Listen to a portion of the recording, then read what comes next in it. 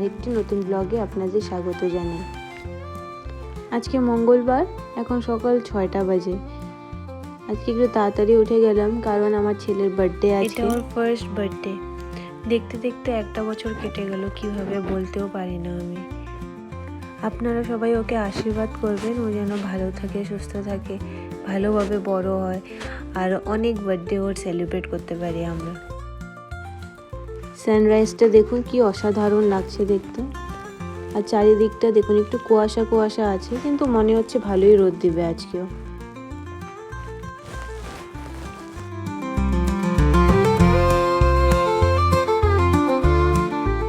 আর এই যে আমার বার্থডে বয়, দেখুন ফোন দিয়ে কি করছে। ও ঠিক জানে যে ফোন কানে লাগায় কথা বলতে হয়, জানেন। এখন বাজে 10টা, আমি একটু বাজার যাচ্ছি। ছেলেকে খাইয়ে ঘুম পাড়িয়ে দিয়েছি, ও একটু ঘুমাচ্ছে। আর ঠাকুমা আছে বাড়িতে, আর দিদাও আছে, ওর দিদা আর আমার ঠাকুমা। ওরা একটু দেখুক, ততক্ষণ আমি বাজার করে নিয়ে আসি। আকাশটা দেখুন কি অসাধারণ লাগছে, একদম পরিষ্কার নীল আকাশ, একটাও মেঘ নাই। প্রথমে মাংসর দোকানে আসলাম, এখান থেকে দুটো দেশি মুরগি নিয়ে নিলাম। ওই 1.5 কেজির মতন ওজন হলো। আর দাম নিল হলো 1060 টাকা। আর এখন মাছের দোকানে এসেছি, দেখছি কি ভালো মাছ জ্যান্ত পাওয়া যায়। তো দেখলাম কাতল মাছই ভালো আছে, তাই কাতল মাছই নিয়ে নিলাম। আর এদিকে দেখুন কত রকম চিংড়ি আসছে, কিন্তু আমাদের বাড়িতে কেউ চিংড়ি মাছ খায় না, আর আমার অ্যালার্জি চিংড়ি মাছ থেকে, তাই চিংড়ি মাছ নিলাম না, কাতলই নিয়ে যাই, ওটাই সবাই খেয়ে নেয়। এটা দেখুন আমাদের মেডিকেল মোড়ের বাজার, সকাল সকাল। এখনো কিছু দোকান খুলেনি, বন্ধ আছে। আর এদিকে মাছ আর মাংসর বাজার। চলুন, নেওয়া হয়ে গেছে।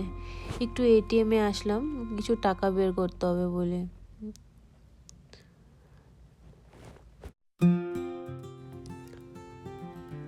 হয়ে গেছে টাকা বের করা। চলুন এবার একটু মিষ্টির দোকান যাব, কিছু মিষ্টিও নিতে হবে। বেশি মানুষজনকে ডাকিনি, ওই আমাদের পাশের বাড়িতে একটা মাসি আছে, ওনাকে ডাকছি। আর যে আন্টিটা আমার ছেলেকে মালিশ করে দিয়ে যায়, ওনার 2 মেয়ে আছে, ওই 2 মেয়ে আসবে।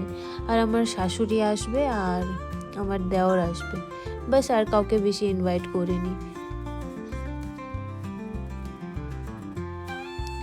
যখন আমাদের ফ্ল্যাট হয়ে যাবে, তখন ওখানে একবার ভালো করে পার্টি দিতে হবে। ওই গৃহপ্রবেশের সময় হয়তো দিয়ে দিব। এখন একা একা না দিতে ইচ্ছা করলো না, আমার বড় নেই তার মধ্যে, বাচ্চা নিয়ে বেশি দৌড়াদৌড়িও করা যায় না, তাই এবার ছোট করেই দিচ্ছি। চলুন, দেওয়া হয়ে গেছে। বাড়ি যাওয়ার পথেই গাছটা দেখুন কি অসাধারণ ফুল ফুটে আছে, পুরো গাছে হলুদ ফুলে ভর্তি। আর এই রাস্তার মধ্যে কতগুলো ফুল পড়ে গিয়েছে, দেখুন কি সুন্দর লাগছে। ফুলগুলোর উপর দিয়ে হাঁটতে ইচ্ছা করছে না। আর এই লাল ফুলের গাছটা দেখুন, থোকা থোকা ফুল হয়ে আছে, কি অসাধারণ লাগছে না। চলুন এবার যাই, বাড়ি গিয়ে অনেক কাজ আছে আজকে।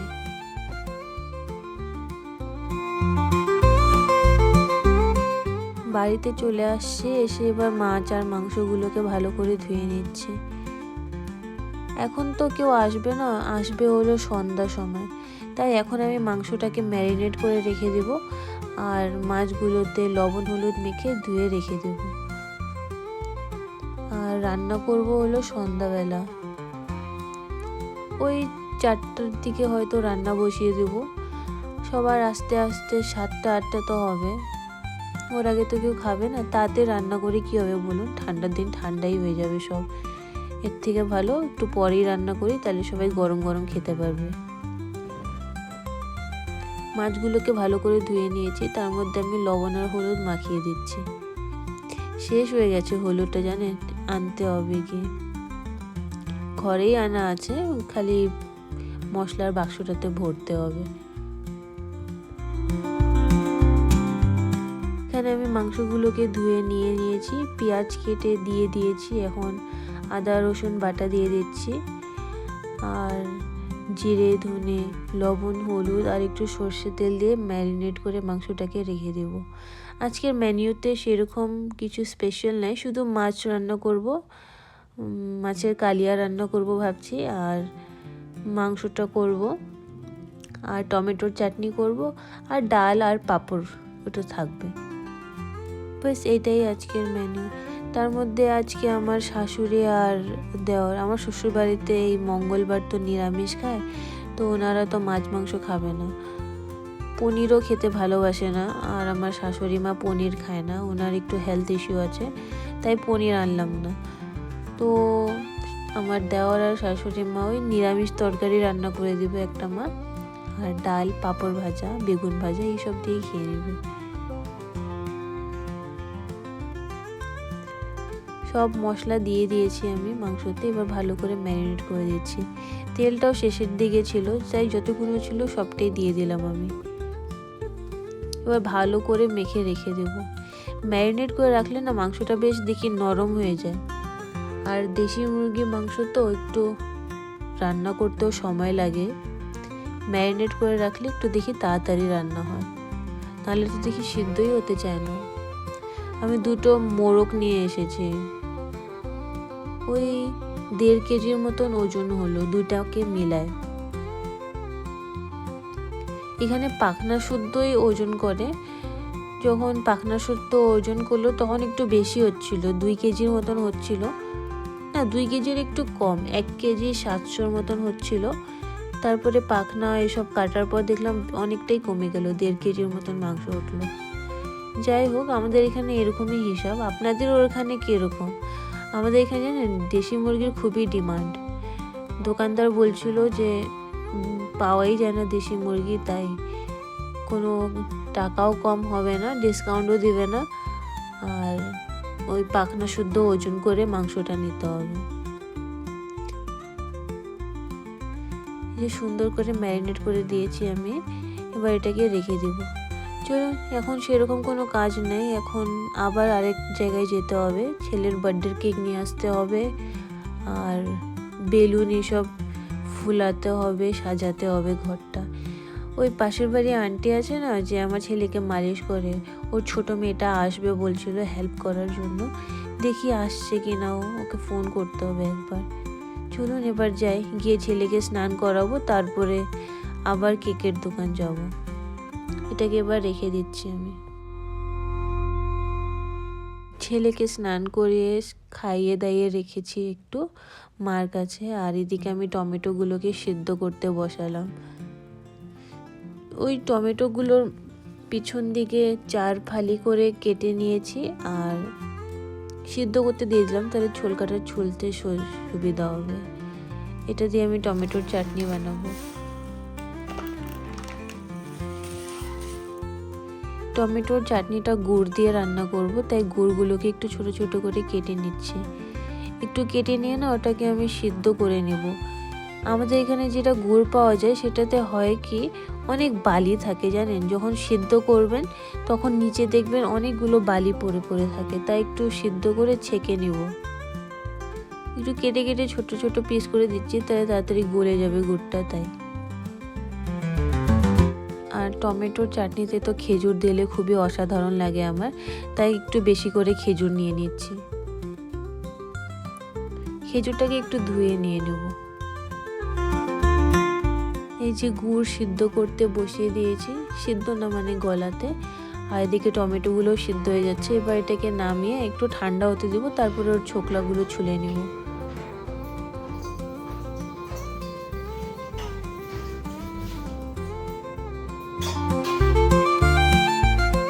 ও খুবই গরম টমেটোগুলো, ধরা যাচ্ছে না, একটু থাক ঠান্ডা হোক নাকি, তারপরেই ছুলবো।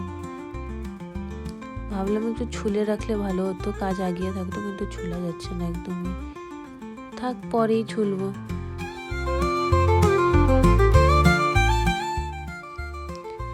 এখন একটু কেকের দোকানে এসেছি, দেখুন কি সুন্দর সুন্দর কেক পাওয়া যাচ্ছে। এটা একটা, এই হলুদ কালারটাও বেশ সুন্দর লাগছে বলুন, baby lion king cake. Vanilla delight কেকটাও ভালো লাগছে, কোনটা নিব ভাবছি আমি। এদিকে আছে butterscotch, chocolate, cashew wonder cake. Hard কেকটা নিলে ভালো লাগবে না বলুন, বাচ্চার জন্য তো। এদিকে আবার দেখুন রিপাবলিক ডে এর জন্য কেক, স্পেশাল কেক আছে। এদিকে আছে বাটারস্কচ, এদিকে আছে বাটারফ্লাই ব্লসম কেক। কি সুন্দর না পিঙ্ক কালার কেকটা। আর এদিকে ব্ল্যাক ফরেস্ট আর হোয়াইট ফরেস্ট আছে। আর এটা দেখুন এই কেকটা স্পেশাল কেক। আর এখানে আছে একটা চকো চিপস কেক। আমি ওই ভ্যানিলা ডিলাইট কেকটাই নিলাম, আর একটা টুপি নিচ্ছি আর ক্যান্ডেল নিব। ওই একটা 1 লেখা ক্যান্ডেল নিয়ে নিচ্ছি। আমি ব্লু কালারটা খুঁজছিলাম কিন্তু এনাদের কাছে ব্লু কালার নাই, পার্পল কালার আছে, ওটাই নিয়ে নিলাম। ভালোই লাগবে, সাদা রঙের কেকের উপর তো সব রঙই ফুটে উঠবে। আর একটা স্পার্কেল ক্যান্ডেল নিচ্ছি। আর এদিকে দেখুন মিও আমরের কত রকম রাখা আছে খাওয়ার, দেখেই খেতে ইচ্ছা করে এগুলোকে খালি।